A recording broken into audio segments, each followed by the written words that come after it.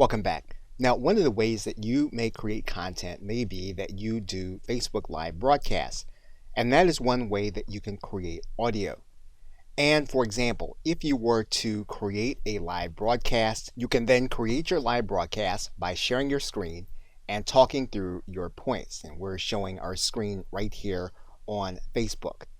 And then once you have gone live and then your program ends, you'll then have a video available. But once your video is available on Facebook, you will want to come to the actual video page. You'll want to click on these three dots and you're going to see a link here that says download video. What you'll do then is you'll click that link and download the video to your hard drive. Once you have the video downloaded, you can go to your file area. You can then go to import. You can then click audio. You can then pick up the video that you downloaded from Facebook and click open. Audacity will begin importing the video into the timeline. Once it completes, you'll then have audio on your timeline from your Facebook Live video.